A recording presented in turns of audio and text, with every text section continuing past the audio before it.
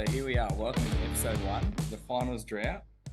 How does it feel to be one of the shared longest droughts of finals in AFL football currently? Ricardo, welcome. Thank you. It's not great to be the butt of everyone's jokes and to be the laughing stock of the AFL, but That's it. someone has to do it. Well, someone does have to do it, and fortunately, you're not alone. There's many Essendon supporters, but how has it been for you for the last 20 years as an Essendon supporter? Yeah, 20 years hasn't really gone by that quick when you're an Essendon supporter. Just seeing the sort of the triumph that we had in the early 2000s and especially with the premiership, and then just to completely collapse and have absolutely nothing over the last 20 years has just been Yeah, pretty depressing, but I can only imagine. Yeah, that's it. it's definitely been tough. I was looking before, 2004. Kevin Sheedy was your coach. James Hird, Matthew Lloyd, Dean Rioli, a few names. Joe Mercedes, even. There's a few names that you go, Yeah. yeah, wow, that was 20 years ago when they, in the end, just scraped past Melbourne. And then I think, we lost the following week, and that was it. So, yeah, I've got a little game for us to play just quickly, just off the bat, because it's 20 years has been a long time, and there's been six coaches. So there's been 6 full Mm-hmm. time coaches picked in the meantime since Kevin Sheedy. So let's see if you can name them. Extra bonus points if you can name them in order. Shit. I've forgotten. Uh, all right. So after Sheedy was it went Hurd. Am I wrong? Yeah, No. Matthew Yeah. Knights. Knights. That's Yeah, right. there you go. Fuck, So I had it. he had 3 Okay, years so in there. Yeah, it was Knights, yeah. then Hurd. I've legitimately drawn a blank now. Knights, Hurd, The man himself Bomber, with the Bomber name. There Thompson. you go, Bomber Thompson. Yeah. Back to Hurd. Funnily enough, I did. Yeah, Back to he Hurd. had his Forgot about after their that. drug year, had his 1 year back. Yep. After France. Yes. Um, after Hurd. So after Hurd, Thompson, then Worsfold. correct. Yep. Uh, you you gave me Rutten. Rudden. Yep. You gave me that, And then and hopefully your then current coach. Brad Scott. Yeah. Which actually, as I was again doing a bit of research about the Bombers for this podcast, was that both Brad Scott was the coach of North Melbourne when you guys lost one of your finals to North Melbourne, but also Todd Mm-hmm. Goldstein was playing. So now at least you got some finals experience in the door, a winning finals experience in the door, even if it's not necessarily well, it was at Essendon's Yeah. expense, obviously. So yeah, I there's a couple of interim coaches from Sheedy as well. I thought the most notable was Simon Goodwin. So yeah, obviously went on and premiership winning coach as with Melbourne obviously, and had a bit of success there, and obviously has taken them pretty close a few times as well. So no, it's Yep. I can't clearly you're still paying your fees, you're still rocking up each week, you're buying your jumpers and being a loyal supporter, but I can't think of how long it has been. Yeah, really 20 years without a finals win, and Yeah. there's plenty of videos on YouTube for those that don't know why. It's definitely worth a little deep dive to see where this great club, equal leading Mm-hmm. premiership winners, what sort of happened. Yeah. Well, I'll be attending round 1 against the Hawks, Pretty exciting. but don't really hold too many high hopes for that. But to you, as a former Essendon supporter Yep. and now a converted Gold Coast Suns fanboy, what I guess Paid up member. Yeah, member? thank you Sorry. very much. Yeah. What's it been for you, Matt? You've obviously seen the club from its conception, I guess. Yeah, well, that's it. So, I mean, I don't have to dig too far into the memory bank to see, to know every year and every coach and everything that this club has been about. From GC 17, as you said, I was a bit of an Essendon supporter there growing up. Yeah, followed a few clubs, few teams. I was more like I've said to you previously that I was probably more a players fan. So Lockett, Buckley, Carey and Hurd, like they were sort of the big four growing up, and then and their respective clubs. And I sort of stopped watching Essendon, stopped watching footy, and then got on the GC17 wagon when it was announced, and then sort of followed them in the under 18s, a little bit in the VFL and watched a few games, and then sort of got on board in 2011 and was able to. Even I was lucky enough, fortunate enough, I'd say, to watch the first ever smashing. We got smashed every game that year, or most of the games that year. But against Carlton. So I actually got to go to the Gabba and saw round one, or round two it was, game one. And then obviously from that point on we've haven't won too many games since, and it's never been too good of a history. But our four coaches, Guy McKenna, Rodney Eade, Stuart Dew, and now Damien Hardwick, the saviour himself.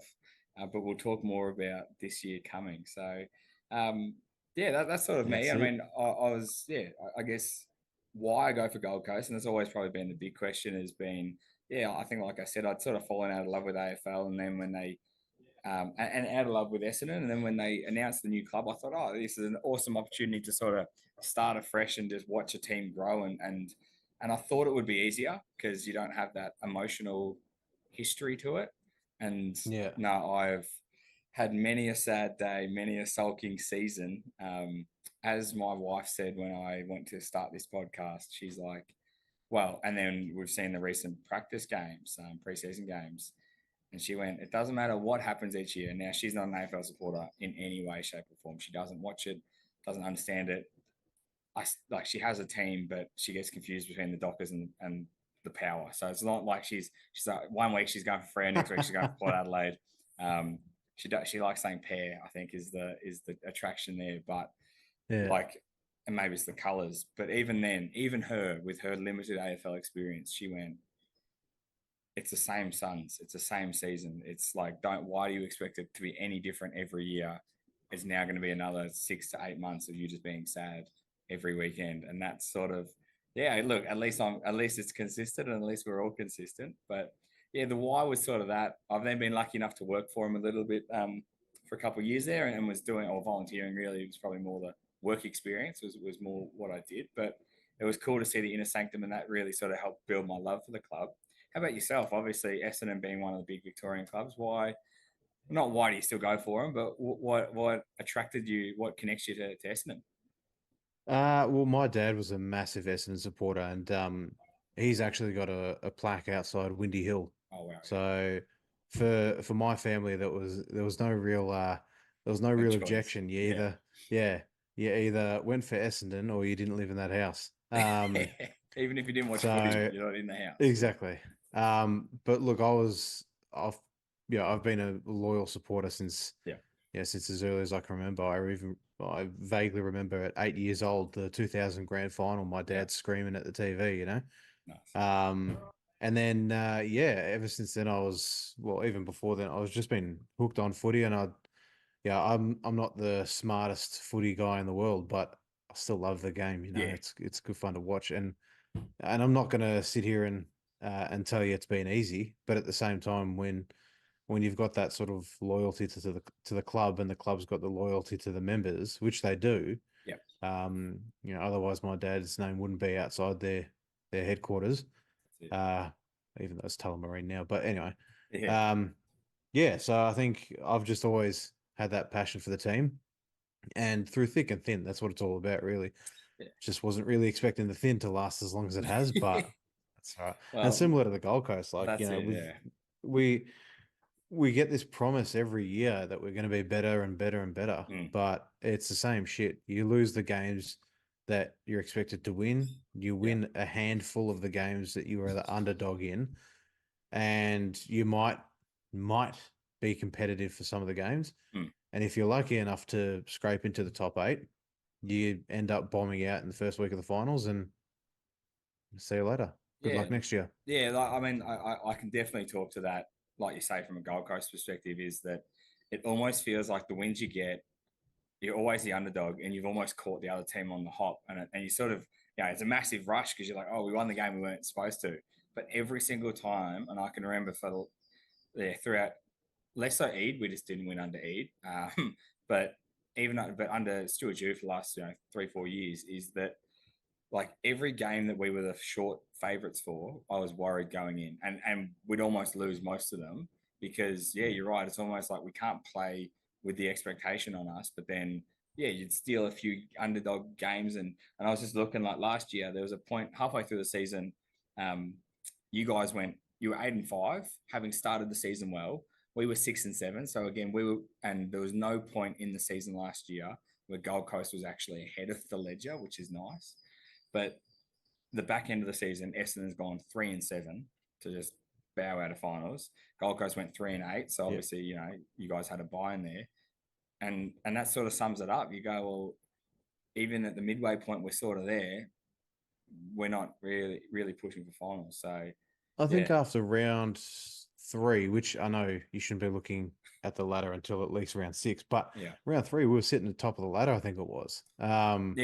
Which is just unheard of. Yeah, percentage healthy, new coach, everything was sort of ticking. But I think for Gold Coast, you guys get it a bit worse because, well, I mean, it's probably equal, I guess. But I think when I remember the first season, you guys entered the comp and against Essendon, 94-1 in the first quarter. Yeah, I was in the cheer squad that day. At Etihad, held the banner before the game. Like you said at the start, ex-Essendon supporter, bit of nerves going in. How's it going to go? And literally watched Essendon put on 96 points. Kyle Reimers kicked like 11 goals that day or something silly like that in his flashy orange boots. Bright boots, yeah. Yeah. So that was definitely a baptism. And I think actually it took me because I like to physically see a win in person. Oh, now I'm even testing my memory. I don't even know if I've actually seen a win in person. Like I've been able to go to probably, and it was, obviously I'm not based in the Gold Coast, so but I think I'm trying to rack my brain. Have I actually seen us win in person? I reckon there must have been at least a game at Etihad Stadium. Maybe. I don't think I've actually seen a win. I don't think I've actually seen a win in person. So that, and I'm a member of 14 years, so whatever it is now, 13 years. So I've definitely celebrate when we do, but it's been a lot of commiserations. I think our most winning coaches is still less than 30% of their winning. So, and every coach is in that 20s. The worst thing for you though, and I think the worst thing for you though is at your point of conception, there was there's no expectations for you guys. So you were allowed to lose and you were essentially given a free pass. But then I think GWS having come in the year later. Yeah. And now having played in a grand final. Lots of success. And being somewhat competitive. Several prelims. Yeah. You compare 3 coaches. And it's just night and day. And so you gotta wonder like what went wrong and when, if ever, is it going to pick up? Yeah. And I mean, I think this is a really good point to move into what actually excites me for this season is that we've, Victorians do complain about these Northern academies, but a lot of work does go into actually getting these players, from juniors, and we've been up there for 10 years. So the 18-year-olds coming into the team this year were 8 when Gold Coast started. So they've only grown up with, in a way, Gold Coast being there, and to have players like Jed Walter come in and just look good from day one. We've got a couple of other really good youngsters. Bailey Humphrey really excites me. He's just going to be an absolute superstar. And then obviously there's the Buzz and Woody, Matty Rowell and Noah Anderson being king up front, and a few positional changes. I mean, look, I'm excited, and at the same time, it's sort of, I'm worried. Like I then watch the preseason games and we look exactly the same. We're not really moving the ball freely, or when we do, we move it freely when there's no pressure, which shows me that, okay, we're starting to learn. We're not quite at match readiness yet, but if we can stick it out for the first half of the season, we might come good. But yeah, for whatever reason, I'm always worried about soft tissue injuries. I'm always worried about our young bodies holding up in the back end of seasons because it seems every year we just can't. Ever since Ablett went down in 2015 due to the Collingwood game, and yeah, Mm. we've and that was the year we were sort of poised for finals, and then yeah, he went down with the shoulder, and then we didn't really win a game after that, and then we haven't been competitive since. Lost Guy McKenna, and everything sort of went with it. But how about yourself? You know, Mm. on a more exciting note, what excites you for the 2024 season for Essendon? Yeah, we got some good recruits in this year. I think Yep. uh is it Ben Mackay? No. Yeah. Yep. Yeah. From the Roos. Yep. Todd Goldstein also from the Roos. Yep. So Um Dersma and is it Jade Gresham as well? So Gresham, yeah, from the Port and Saints, the yeah. Saints, and they look like they're adding a little bit. So And Nate Caddy, the draft pick. yeah, yeah, yeah. He's supposed to be quite good. So look, we've got a lot of good ins. Hmm. The question is like, who do you push out? Because obviously you've got quite a established list now. It's yeah, obviously you want to get some games under Caddy and get him some match experience, Yeah, especially at the top level. But at the same time, you got to make room for these experienced players to get that match readiness into the boys that are yeah, currently in the squad. So, yeah, are we still in that sort of building phase? Is this just going to be another year of yeah. disappointment? And unfortunately, I think it might be. So Yeah. I don't have too much excitement for the year, but at the same time, what excites me is this is probably the best building year that we've had in a Okay. while. Yeah, I hear you. I So hear you. rather than just picking up some good draft picks and going, oh yeah, they'll fit in somewhere, Yeah, and then not really being all that fantastic. Um, like you look at Nick Cox and you look at Archie Perkins. Oh, Perkins has been really good, yeah. but there's a couple of Still room players to that have grow come though. through. Yeah, Yeah, and a couple of really good games, but then they just completely drop off. We put them down to the VFL to to get some practice in there, but they never then step up again. And it's mm. just like, well, when are they going to get top level match experience? And but I feel like now having those senior heads implanted into our senior list, hopefully that will at least give us a bit more maturity Yeah. and yeah, take that Protect into those bodies a bit longer, just so that yeah. yeah, the young fellas, because I reckon that must catch them. And I've seen it in Gold Coast every year. Really, is that these young bodies get beat up, and then you got to think if you're rolling out there at 80, 88, 85%. I mean, it only takes you to be off for one quarter, and you've lost by six Mm, goals, and suddenly, yep. and then the game sort of drifts away from you, and I've sort of seen us put in a lot of 3 quarter performances, as they say, and that must come with not just fitness. It's not like they're not training hard, but just Mm, you get smashed week on week on week on week. So yeah, so yeah. I mean, like here's the fun part of episode one is the 2024 predictions. Uh, yeah, I'll start with yourself. Are you hopeful for finals? But are you sure of finals? Okay, no foundation year. No, no, Yeah, I'm really not hopeful.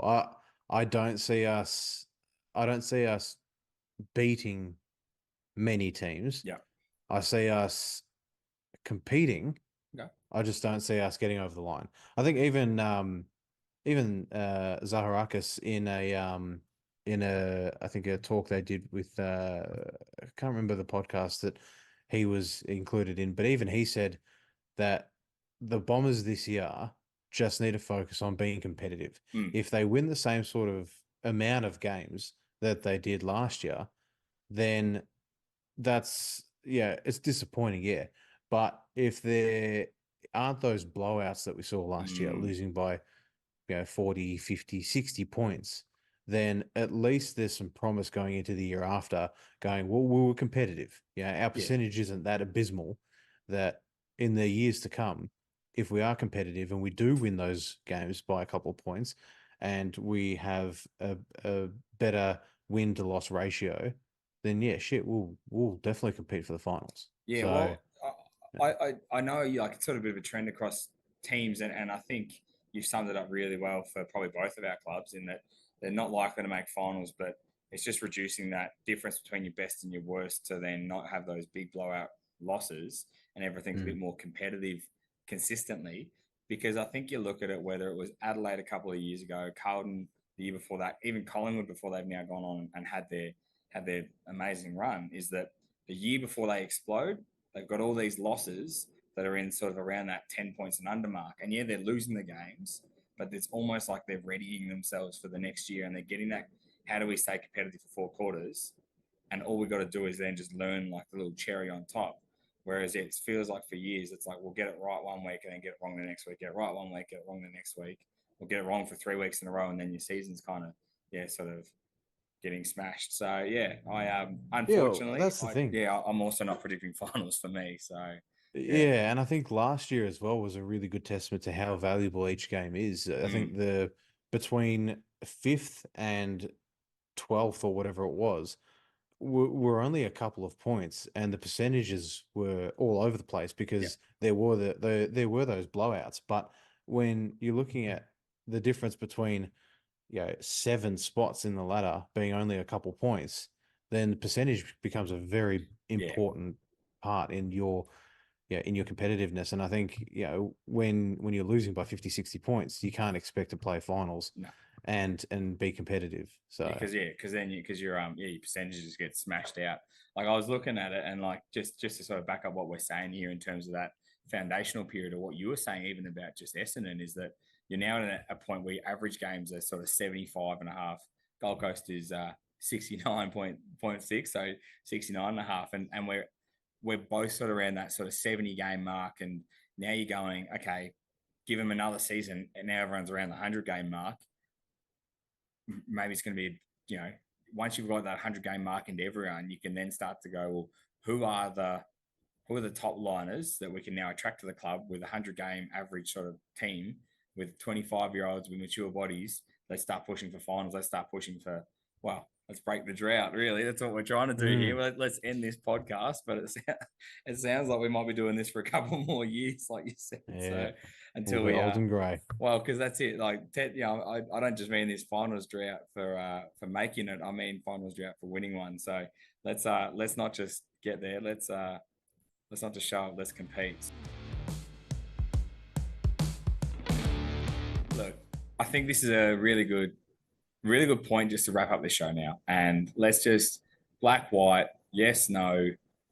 On a good day or on the right day, you expect to beat them and you are satisfied that you beat them, or no, and actually, you almost expect to beat them going into the game, or no, we probably weren't a chance. And if we lose and we lose closely, I'm not that disappointed just because they're a better side. So yes, no. All right. Let's just go A to Z. Let's start with Adelaide. Yes or no? How are you feeling about Essendon and Adelaide? Yes. Stumper. There we go. Yes. Well, I'm going to say against Adelaide for us, we're a no, but that's where we're going. Brisbane, yes or no? No. That was a pretty easy one. Yeah, that's an easy one for me as well. No, they just, Queensland. Carlton. No. Okay. No. And also no. It was a good start. We're 1-2, 0-3. Collingwood. No. As much as I'd love to beat them on Anzac Day, no. Yeah, not gonna happen. Same for a no with me. Collingwood are just flying at the moment. Essendon for mine. Both young. Look, I have to say yes to someone. I can't go through a whole season not winning a game. So I reckon on our day we should beat Essendon. So I'm going to say yes. Fremantle, how are you feeling? Confident. Given everything happening at Fremantle, I think that's a yes from an Essendon supporter. No, same here as well. Like, I think the asterisk on all these games is it shouldn't be surprised if we lose any of them. But definitely a yes from me. Geelong. Interesting. Yeah. One. They're rebuilding. Nah. If you're going to get them, no, you're going to go no. I was going to say if you're going to get them, this year's the year. No, still no. No. Same. Oh, it's going to be a long year. Gold Coast, how are you feeling? Look, likewise for your sentiments towards us, I'm feeling confident against you guys, but we'll see how we go. We'll put a slab on it. Giants, how are you feeling? No good. No, they're playing pretty good footy these days. Same with us, unfortunately. Hawthorn. I'm going to say yes to Hawthorn. Yeah, I reckon you can confidently say that. I'll say that as well. Like young and dangerous, but we're meant to be that as well. So Melbourne. No from me for Melbourne. Yeah. Unfortunately. No, As same much as as I'd well. love to beat them. I think I'd love to beat any team in the comp, but this Yeah. next one should be. I'll take anyone. I'm going to mark us down for a yes for North Melbourne. Yourselves for North Melbourne. Yeah. Hey, biggest camp of Tuesday, so I guess, but yes for North Melbourne. I'll take anyone. I just want to beat someone. Port Adelaide. Yeah. No from me for Port Adelaide, unfortunately. Yeah, same. So we're not looking at finals at this stage. Doesn't matter how many teams we played twice, but Richmond, gettable this year. Yeah, I think for Drew's new Richmond, I'm going to coach. say a tentative yes. Okay, yeah, look, that's fine. Hey, look, win by a point, you win by a point. Thought you drew with them Yeah. last year, so yeah, I'm gonna say yes as well for Richmond. If this is the year, yeah, aging stars, new coach, all that. St Kilda. No for me for St Kilda. I think they're too strong. Yeah, I'd like to beat them because there's something about Ross Lyon, but no, I think they're gonna get over us as well. Sydney. No, no, I'm not confident with Sydney. My thing about They're not Sydney, as good as they used to be, but yeah, no, still not confident. nah. My thing about Sydney was that even when they were flying and playing well, even with Buddy and all that, when we had Stuart Dew, who was their ex-assistant coach and all that sort of stuff, we sort of found a way to beat Sydney. But now that he's gone, he was our secret weapon. I'm not confident against them. Yeah. West Coast. Yes. Yep. It should be an easy yes. I don't think they're going to compete this year. Yeah. The same every year, pretty much. No, and like that's going to be the same with me. And then finally, Western Bulldogs. I'm gonna say a hopeful yes. Ooh. Okay. Yeah, they've got it. Look, they've got a good list, but they also disappoint very easily. So I'm gonna say yes to Bulldogs. Okay.